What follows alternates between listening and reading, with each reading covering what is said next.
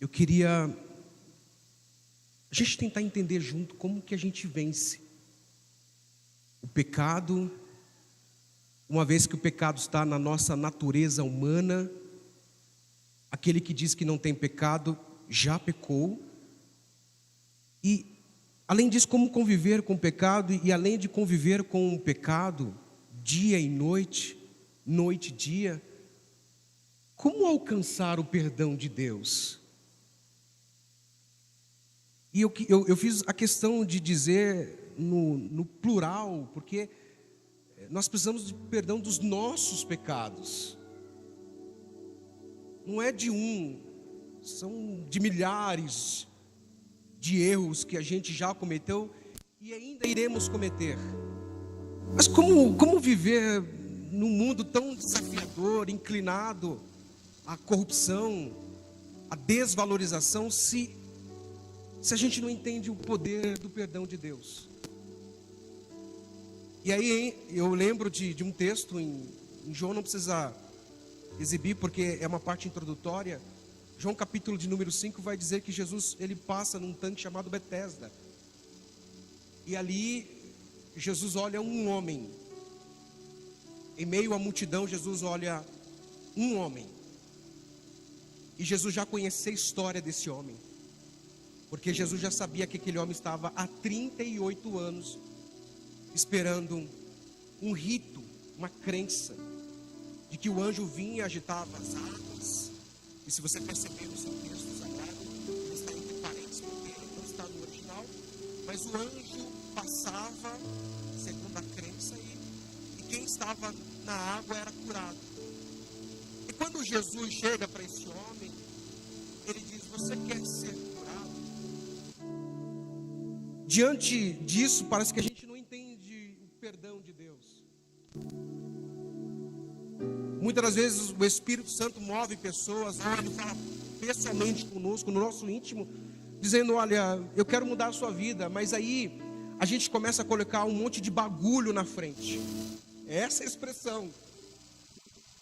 Bagulhos na frente de Jesus, dizendo: não, eu não posso, porque eu já vivi isso, eu já passei por isso e não tem jeito. Mas não foi essa a pergunta que Jesus fez para ele. Jesus em momento algum perguntou para ele: como você vai fazer para ir até o tanque? Não, Jesus perguntou: se você quer ser curado hoje? Mas diante do perdão de Deus a gente coloca muitos obstáculos. E Jesus cura aquele homem. Jesus pede para que aquele homem tome a sua marca, a sua cama e vá. Mas algo que me chama muita atenção, além da cura, é que Jesus depois encontra novamente com esse homem e diz o seguinte: olha, cuidado com a sua vida. Não peques mais para que algo de pior não aconteça com você. Então eu vejo que o pecado ele destrói não só a nossa vida, mas ele destrói famílias. O pecado destrói profissões. O pecado esmaga nossas as emoções. Existem muitas doenças psicomáticas que são causadas por isso, por rancor. E o pecado nos faz afastar de uma comunidade de fé. O pecado é tão cruel que ele nos corta de uma ligação de alguém que poderia nos ajudar, mas o pecado acha que fica sozinho que você vai conseguir resolver. Então eu percebo que a gente vive um desafio, mas a gente precisa entender que na caminhada existe algo maior, que é o perdão de Deus. A importância é que diante de Jesus, o que eu estou disposto a fazer? O que eu estou disposto a fazer? Como aquele paralítico no tanque de Betesda, dizer: eu não consigo. Quantas vezes de manhã ou durante a semana você disse: essa semana eu vou mudar de vida, essa semana eu vou largar isso, essa semana eu vou fazer uma consagração, eu vou fazer um jejum, eu vou fazer um propósito com Deus.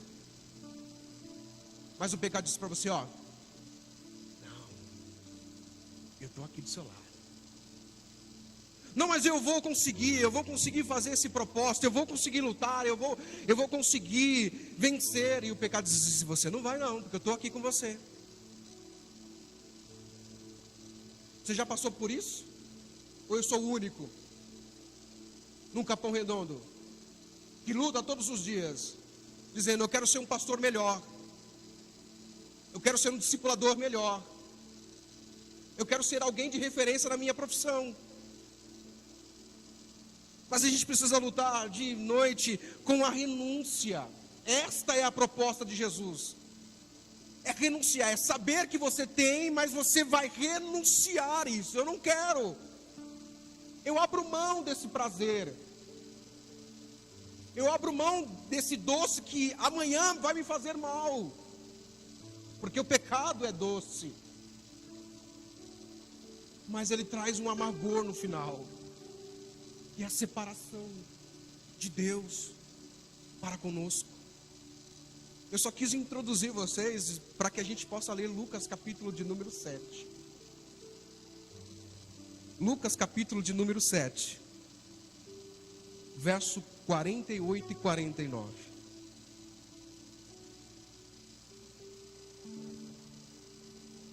Então Jesus disse à mulher: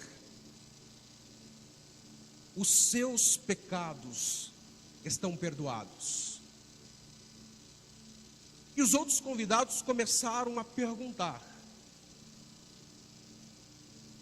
quem é esse?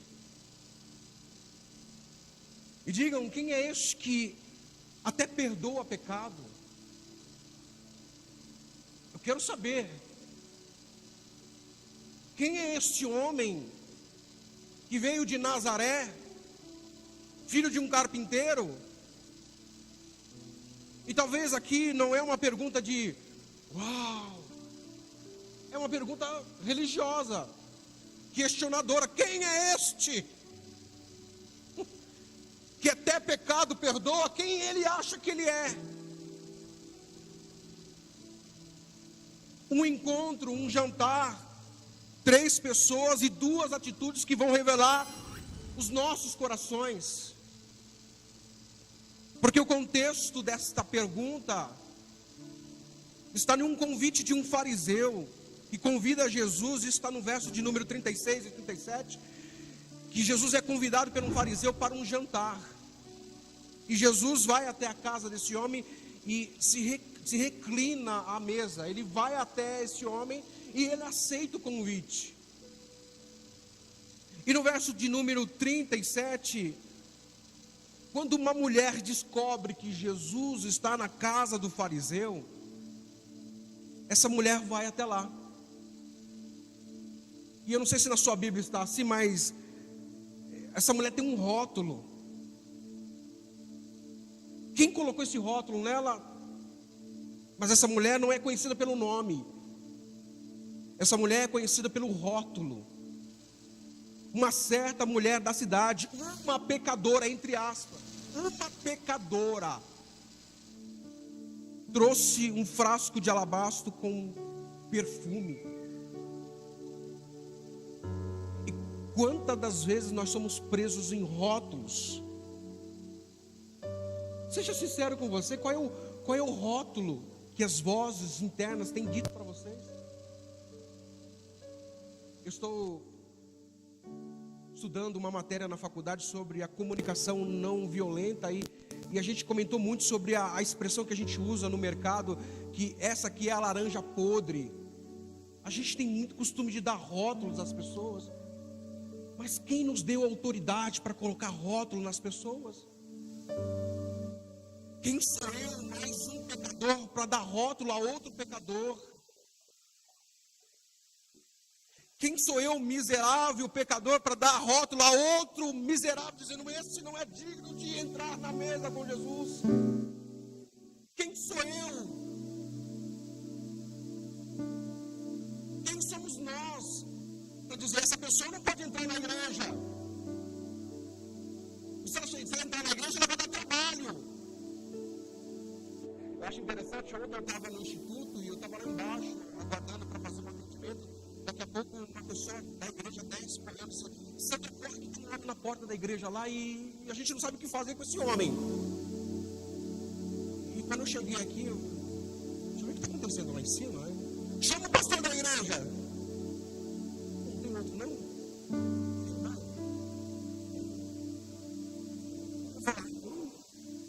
E aí eu cheguei na porta e eu vi um jovem que eu conheço há muitos anos. Estava sujo, com efeito de droga, há 2 dias dormindo no terminal de Santo Amaro. Ele disse: pastor, me ajuda, eu estou lutando contra as drogas, eu estou há 2 dias sem comer, eu não quero nada, eu quero que você ore por mim, me ajuda, pastor. A gente investe tempo orando, conversando, entendendo. Quem somos nós para dizer: você não pode entrar na igreja, você está sujo, que você não consegue largar as drogas, que você é mais um que cai e se levanta, e cai e se levanta, você não sabe o que é dessa. Quem sou eu? Enquanto eu tiver força como pastor, como um discípulo de Jesus, eu quero lutar e não desacreditar nas pessoas, porque se eu começar a desacreditar nas pessoas, eu estou desacreditando do poder de transformação de Deus. Se eu disser para essa pessoa não pode ser mudada, eu estou dizendo: Deus não pode mudar essa pessoa.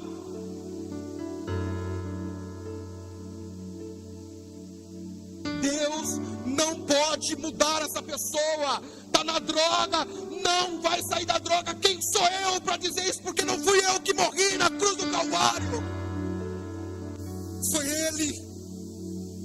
E Ele disse: eu estarei com você todos os dias, até a consumação do século. Eu vou estar com vocês. Se você cair, se você se levantar, se você está na droga ainda, eu vou estar ali contigo. Sou eu que vou te livrar, para que a bala não chegue até você. Sou eu que vou te livrar para a overdose não tomar conta da sua vida. Mas eu, pastor, muitos anos na igreja, fora da igreja, aqui não dá não. Aqui eu quero gente limpa, santa. Isso não é igreja. Isso na mesa com Jesus.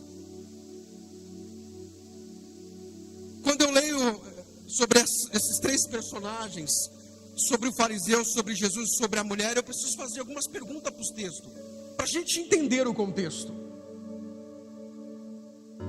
Por que Jesus aceita o jantar, ou seja, ao estar à mesa com um religioso, na casa de um religioso, se esse religioso não sequer se preocupou com as regras básicas da hospitalidade? Ele simplesmente convidou Jesus. A hospitalidade dos judeus, ao receber um viajante, um visitante, era dar água para ele lavar os pés. Ao recepcionar um viajante, é dar um beijo no rosto, como honra, como seja bem-vindo. É separar um óleo. Este homem não prepara nada para Jesus. A grande pergunta que me faz é: por que é que Jesus aceita o convite, sendo que ele não vai ser recebido como um simples viajante, um simples visitante? Uma outra pergunta que me surge: qual era realmente a intenção do fariseu ao convidar Jesus? Qual é a intenção? E essa pergunta eu quero aplicar para as nossas vidas, nós, século 21 hoje. Quando nós afirmamos que Jesus é o Senhor da nossa casa, quando nós afirmamos que Jesus é o Senhor da nossa família, da nossa vida, como nós estamos recepcionando e nos relacionando com Ele? Porque é fácil eu dizer que o Senhor é o meu pastor. Eu deixo o Salmo 23 aberto e dizer: o Senhor é o meu pastor. Eu oro todos os dias sobre esse salmo e diz: o Senhor é o meu pastor. Mas quando eu tomo decisões, eu não procuro o meu bom pastor. Sou eu que me guio. Sou eu que decido em que pastos verdejantes eu quero caminhar. Sou eu que decido qual águas tranquilas eu quero beber. Sou eu que conduzo a minha vida com o meu cajado, com a minha vara. Na mesa da sua casa, como ele é lembrado. Na hora da refeição, como esse convidado, ele é recebido em sua casa. A gente ora agradecendo a Deus pelo alimento.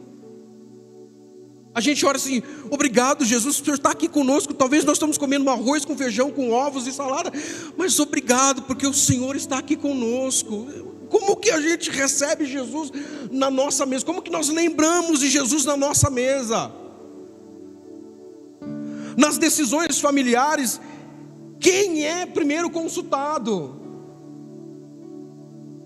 Eu estou dizendo que o Senhor é o Senhor da minha casa, da minha família, da minha vida, mas assim, na minha vida, quais são as minhas prioridades de relacionamento?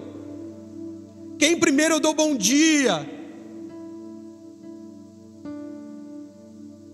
Ao abrir os olhos, quem primeiro eu lembro na minha manhã? Será que hoje eu tenho que pagar um boleto?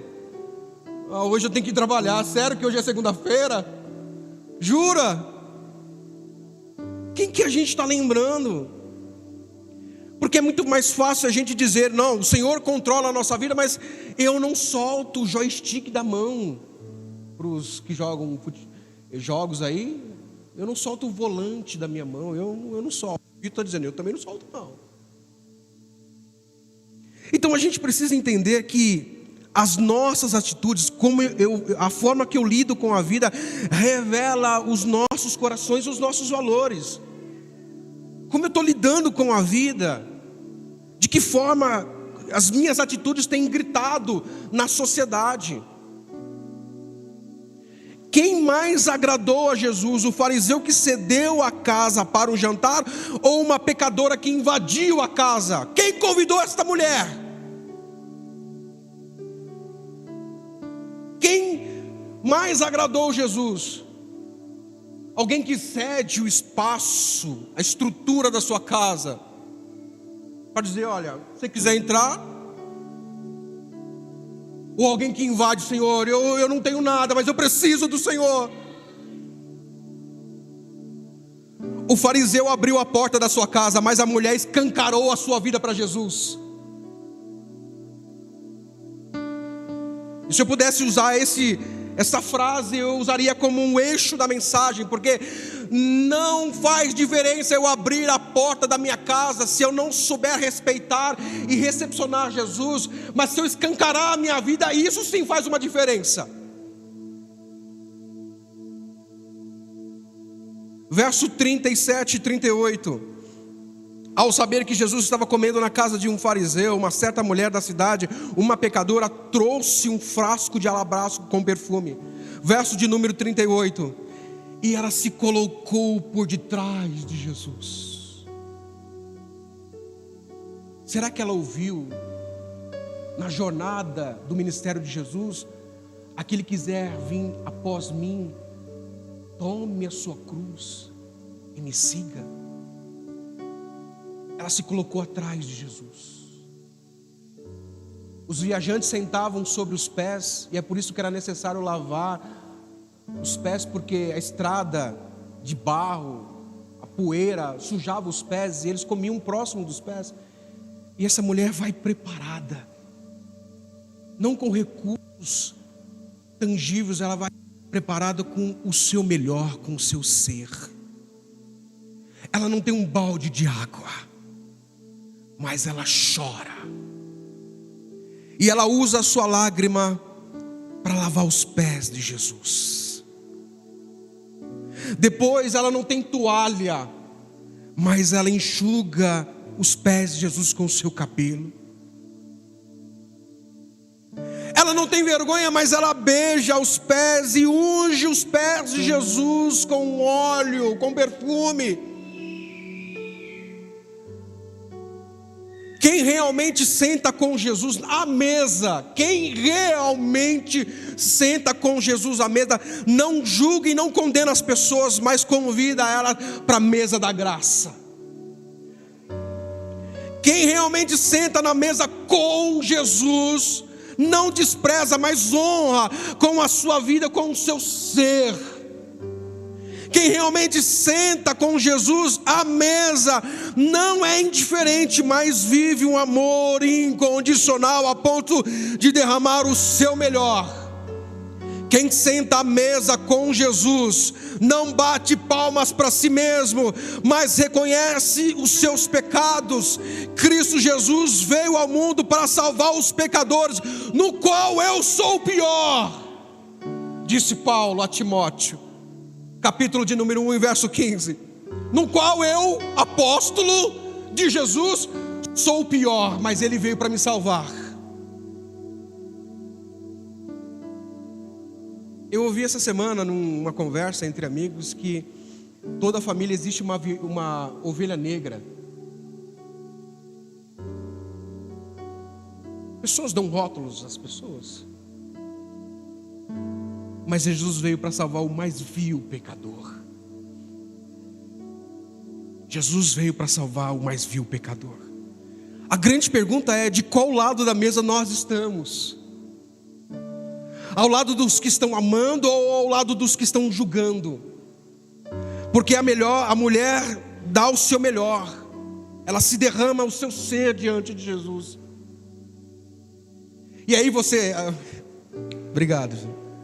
E aí você acha que não, para chegar perto de Jesus eu preciso ter recursos, eu preciso melhorar, eu preciso mudar de vida. Não, essa mulher disse que não, eu estou arrebentada aqui, mas eu não tenho nada das mãos, mas eu vou me aproximar de Jesus e eu vou entregar o meu ser a Jesus. Talvez você está dizendo: não, quando eu comprar uma casa melhor, perto da igreja, eu vou para a igreja. Quando eu comprar um carro melhor, eu vou para a igreja. E eu estou achando que recursos humanos vão me trazer a Jesus, quando na verdade é quando eu reconheço que eu preciso de Jesus. É isso que me impulsiona a chegar à mesa e dizer: não tenho nada, mas aqui o meu pecado está me corroendo por dentro e eu quero viver uma restauração na minha vida. O fariseu está do outro lado da mesa. A mulher chega por trás de Jesus, se entrega. Um homem está do outro lado da mesa e diz, verso de número 39: ao ver isso, o fariseu que havia convidado disse a si mesmo, ele não disse verbalmente, ele disse a si mesmo: se esse homem fosse profeta, saberia quem é aquele que é ela que te toca, e que tipo de mulher é esta, uma pecadora. Como Jesus deixa essa mulher se derramar diante dele? Ele não é profeta. Ele não é profeta, porque se ele fosse profeta, ele saberia quem era essa mulher. Mas Jesus sabia. É por isso que Jesus permitiu. Jesus sabe quem é você. Nas noites tenebrosas da sua vida. Você que está em casa, Jesus sabe as vielas que você tem passado, os pontos de entorpecente que você tem passado. É por isso que Jesus está de braços abertos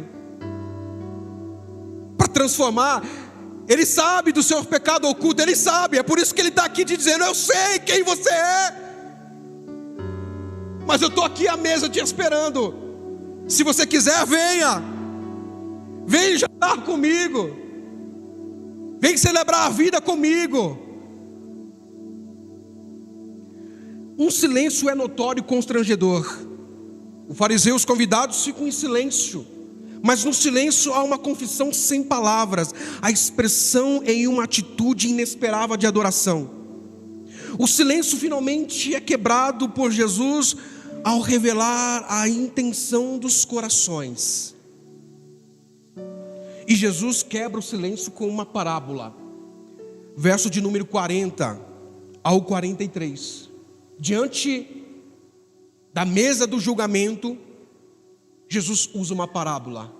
Ele diz na parábola: Simão, eu tenho algo para te dizer. O silêncio é quebrado. A voz do Salvador ecoa nos corações. E ele diz: sim, mestre. Que mestre? Que sentido esse mestre tem para ele? 2 homens deviam a um certo credor.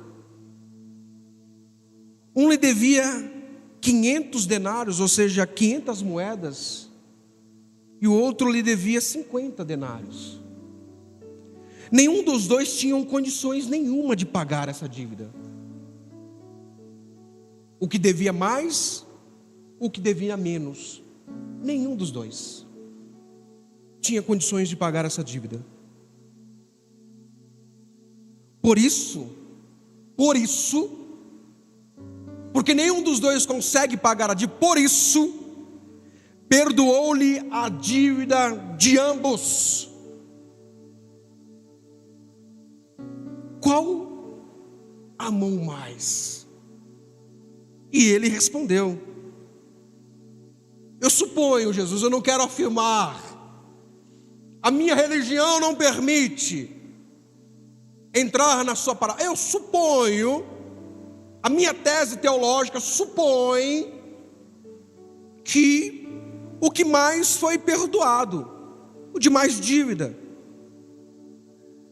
E aí me permita entrar na história, e Jesus diz: olha, seu contexto teológico está certo, você julgou bem, você só não julgou certo a vida das pessoas, porque não é para julgar, é para amar. Quando a gente julga, a gente sai do papel de filho. Quando eu acho que eu tenho um controle da minha vida, eu saio do meu papel de filho, e há um risco muito grande de sair debaixo do papel de filho.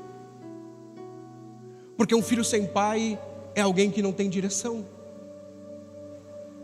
Julgaste bem, porque os teus olhos viram que nós não temos condições de pagar. Eu não tenho condições de pagar. Eu posso dedicar a minha vida, eu posso virar um monge, eu posso ir nas montanhas, eu posso morar em Jerusalém, num castelo, não tem televisão, não tem celular. Eu posso dedicar a minha vida a Jesus, e eu não vou pagar a dívida. Eu posso largar tudo para viver na África, viver uma vida missionária, e chegar na vida: Senhor, eu fiz isso, eu larguei tudo, eu tenho, cadê? Eu tenho saldo. Eu não tenho saldo nada, porque eu sou o mais vil pecador. Por mais que eu faça, tudo é trapo, é imundice. O que eu faço diante disso então, Sandro? Se renda à mesa da graça de Jesus. Se renda à mesa da graça de Jesus, e diante da graça de Jesus, se derrame como essa mulher fez. As nossas atitudes de mudanças revelam mais o futuro, aonde eu quero chegar, do que o meu passado, por aquilo que eu já vivi e onde eu já passei. Vou repetir, que as nossas atitudes de mudanças revelam mais o nosso futuro, aonde eu quero chegar, do que o meu passado, o que eu já vivi. Essa mulher, se ela fosse olhar para o passado para chegar diante de Jesus, ela dizia: eu não posso nem chegar nessa casa. Mas a atitude de mudança revela mais o que eu quero ser em Jesus.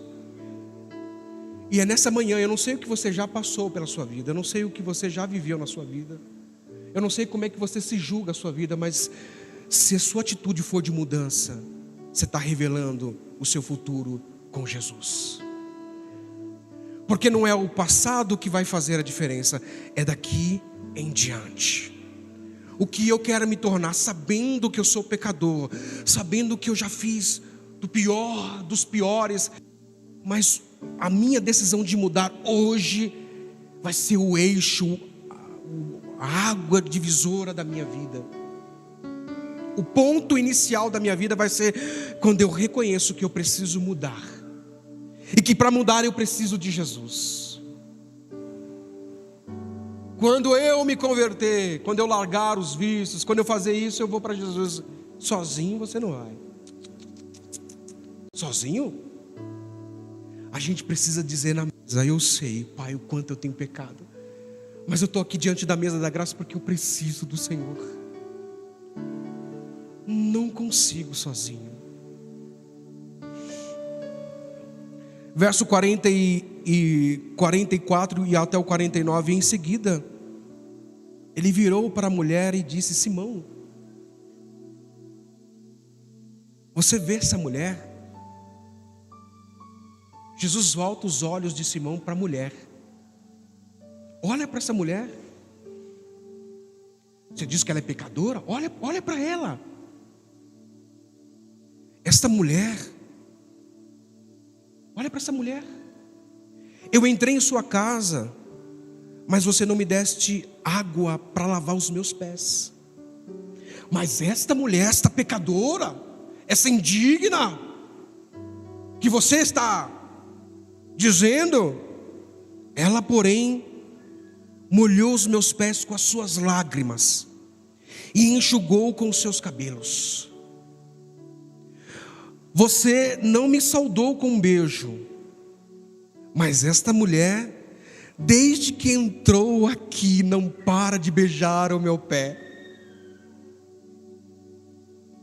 Você não ungiu a minha cabeça com óleo, mas esta derramou do perfume nos meus pés. Um frasco de alabastro era envolto com um material como se fosse de gesso, era uma gargantilha, era algo longo. E as mulheres judias tinham o costume de guardar dentro desse frasco de alabastro um perfume, e elas amarravam no seu pescoço, e isso fazia parte da vida dessa mulher, que ela era permitida a ir aos sábados no templo com esse vaso, com esse frasco de alabastro. E o nardo puro, esse perfume caríssimo, tinha um valor estimado de 1 ano de trabalho. Você já pensou você trabalhar 1 ano reservando um dinheiro para comprar um presente? Quando você dedica 1 ano da sua vida para comprar um presente, você está querendo entregar esse presente para alguém muito especial. E as mulheres costumavam entregar esse presente para o esposo, no ato do casamento. Essa mulher está entregando a sua vida para Jesus. Os religiosos não estão entregando a vida para Jesus, mas o pecador está entregando a sua vida para Jesus. A religião não se curva diante de Jesus, mas o pecador reconhece e se curva diante de Jesus. A religião não se derrama diante de Jesus, a religião não reconhece Jesus, a religião não honra Jesus, mas o vil pecador reconhece e honra Jesus com o seu melhor. Verso de número 47, portanto, eu lhe digo, eu estou lhe afirmando, eu estou assinando, que os muitos pecados dela lhe são perdoados, porque ela amou muito, mas aquele a quem pouco foi perdoado, pouco ama. E aqui eu quero abrir um parênteses. Se nós não reconhecemos o perdão de Deus sobre as nossas vidas, a gente não vai conseguir amar a nós mesmos. Aqui está o eixo de muitas pessoas não conseguir fluir na igreja. Se eu não entender que eu sou um filho perdoado de Deus, eu não vou me amar. E como é que eu vou dar para alguém aquilo que eu não tenho? É cruel eu exigir de alguém aquilo que ele não tem. Então saia nesta manhã dizendo assim: eu sou alguém perdoado por Deus. Levanta suas mãos.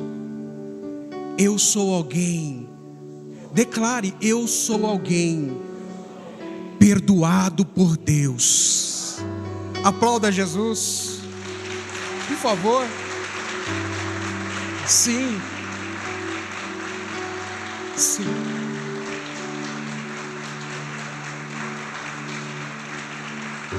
Ministério de louvor, por favor, se aproxime. Sim, porque foi Ele, não fomos nós. Não foi a CBN, foi Jesus. E alguém entre os convidados pergunta: quem é este? Quem é esse que até perdoa pecado? Diga-me, eu quero saber. Quem é esse que transforma o mais vil pecador em amigo de Deus? Me responda. Quem é esse que levou sobre si as nossas dores e enfermidade? Quem é esse que o castigo que foi moído por nós, o castigo que nos traz a paz, estava sobre ele, e sobre as suas pisaduras fomos sarados? Me diga, quem é este? Quem é esse em que João Batista referiu-se a ele dizendo: este é o Cordeiro de Deus que tira o pecado do mundo? Quem é esse que é o caminho, a verdade e a vida? Quem é esse que é o bom pastor, que dá a vida pela ovelha? Quem é esse que foi crucificado e exclamou dizendo: Eli, Eli, lama sabachthani? Quem é esse que afirmou: está consumado, eu entrego o meu espírito? Quem é esse que diz: aonde estão os seus acusadores e as pedras? Quem é esse que encontrou Saulo no caminho de Damasco e transformou a sua vida? Me responda, quem é esse? E uma canção surge no meu coração: quem é esse que era sem pecado e não me condenou? No lugar da morte, a vida me ofereceu. O Cordeiro que por mim se entregou e os meus pecados levou. Eu só tinha os meus pecados para lhe oferecer, mas mesmo assim Ele me amou. Eu só tinha os meus pecados para oferecer, mas mesmo assim Ele me amou.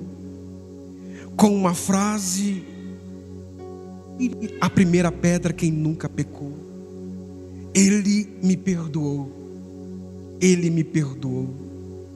E a sua irresistível graça me alcançou. Pai, obrigado, porque somos convidados nessa manhã para sentar na mesa da graça. E eu quero invadir, sim, nós queremos invadir esta mesa da graça, porque eu não tenho nada para te oferecer senão o meu ser. Espírito Santo, por favor, toca nesse coração que vive o castigo todos os dias, se acusando a si mesmo, vive uma vida de penitência, machucando a si mesmo. Mas que o Espírito Santo que está ministrando nesta manhã nos convença que não é sobre nós, é sobre Jesus. Eu declaro que esse lar que está sendo afetado por pecados, por condenações, eu declaro em nome de Jesus que a mesa da graça será posta nesta manhã, nesta casa, e nós vamos celebrar a vida em Cristo Jesus. Essa família estará envolta esta mesa da graça, dizendo: Jesus, eu não tenho nada, eu não tenho pão, eu não tenho água. E Jesus vai dizer: eu sou o pão da vida, eu sou a água. Adentre a mesa da graça nesta manhã, vamos. Sim, eu sou pecador, mas Jesus veio para salvar o pecador, e que eu sou o pior de todos eles, eu confesso nesta manhã. Nós nos rendemos à tua graça irresistível nesta manhã. Erga as tuas mãos, igreja, se renda à graça irresistível de Deus.